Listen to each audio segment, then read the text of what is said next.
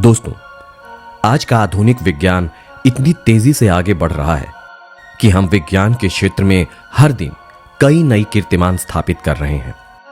लेकिन समय के साथ इतनी तरक्की के बाद भी कुछ सवाल ऐसे हैं जिनका जवाब विज्ञान के पास भी नहीं है। उन्हीं सवालों में एक है टाइम ट्रैवल। क्या कोई ऐसा तरीका है जिससे हम समय को पार कर सकते हैं? और क्या हम कभी भविष्य में समय यात्रा जैसी घटना का अनुभव करेंगे?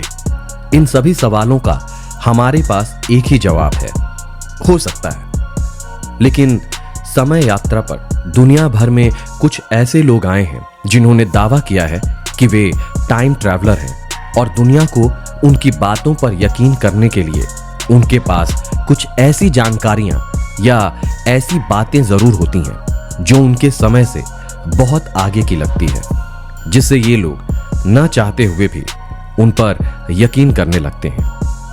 आज के इस वीडियो में हम आपको एक ऐसे समय यात्री के बारे में बताने जा रहे हैं जिसने दावा किया है कि वो भविष्य से आया है, जिसे जानकर आप भी हैरान रह जाएंगे। तो चलिए दोस्तों आज का वीडियो शुरू करते हैं और जानते हैं इस टाइम ट्रैवलर के बारे में। दोस्तों, ये घटना मार्च 2003 में घटी थी, जब एंड्रयू कार्लसन नाम के एक 44 वर्षीय व्यक्ति को पुलिस ने इनसाइडर ट्रेडिंग के लिए कनाडा के टोरंटो शहर में गिरफ्तार किया था। इनसाइडर ट्रेडिंग का मतलब है कि शेयर बाजार में पैसा लगाने से पहले शेयर की कीमतों के ऊपर या नीचे होने की जानकारी किसी को पहले से ही होती है। पुलिस को कार्लसन पर शक तब हुआ जब उसने 126 हाई रिस्क वाले ट्रेडों में केवल $800 इन्वेस्ट करके लगभग $350 मिलियन कमाए। उन्होंने शेयर बाजार में केवल $800 की राशि से 126 बहुत ही ज्यादा रिस्क भरे ट्रेड किए, ऐसे ट्रेड जिनमें कोई भी समझदार इन्वेस्टर कभी इन्वेस्ट नहीं करेगा।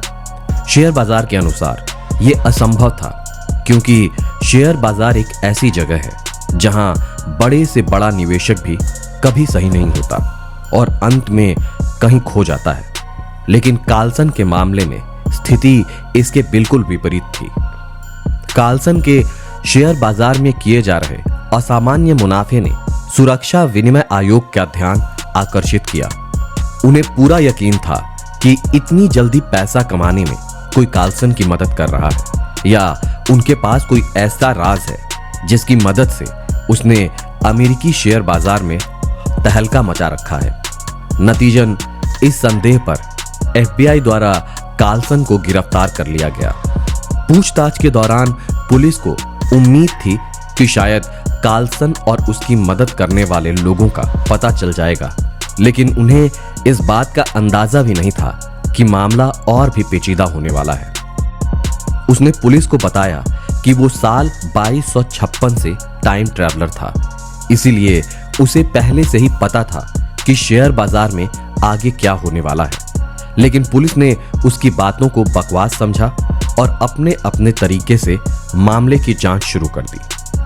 लेकिन पुलिस को एंड्रयू कार्लसन के बारे में कोई जानकारी नहीं मिल रही थी। ना तो इस व्यक्ति का कोई आधारिक डेटा था, ना ही कोई अन्य रिकॉर्ड, ना ही कोई पहचान पत्र और ना ही कोई रिकॉर्ड जो ये साबित कर सके कि एंड्रयू कार्लसन नाम का कोई व्यक्ति उस समय मौजूद था।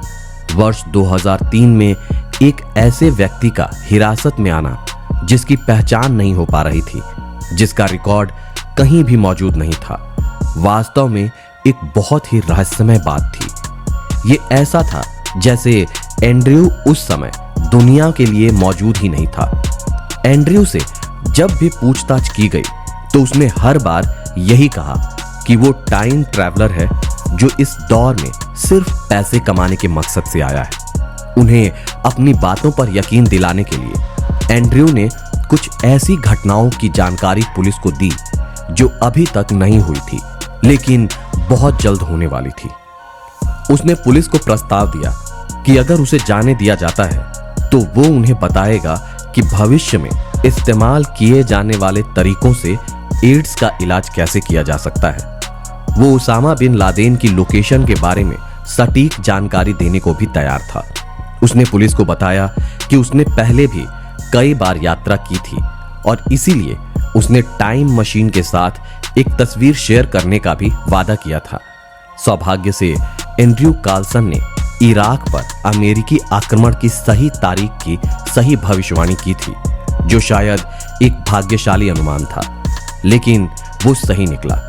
लेकिन इन सब के बावजूद उसे इनसाइडर ट्रेडिंग के आरोप में जेल में डाल दिया गया और उसकी जमानत राशि $1 मिलियन रखी गई, जो एक कैदी को छुड़ाने के लिए बहुत बड़ी रकम थी। कुछ दिनों के बाद एक गुप्त व्यक्ति ने $10 लाख का बॉन्ड पेपर दाखिल कर एंड्रयू की जमानत करा दी, लेकिन जब जमानत की अवधि समाप्त हो गई तो एंड्रयू फिर कभी अदालत में पेश नहीं हुआ। पुलिस ने एंड्रयू को खोजने के लिए कई प्रयास किए, लेकिन वो रहस्यमय तरीके से गायब हो गया, जैसे कि वो यहां कभी था ही नहीं। पुलिस ने उसे जमानत दिलाने वाले को खोजने का भी काफी प्रयास किया, लेकिन उसका कोई सुराग नहीं मिला। तो दोस्तों, क्या एंड्रयू अपने समय पर लौटने में कामयाब रहा और क्या वो वास्तव में एक समय यात्री था या एक पेशेवर शख्स था? इस रहस्य का जवाब किसी के पास नहीं है।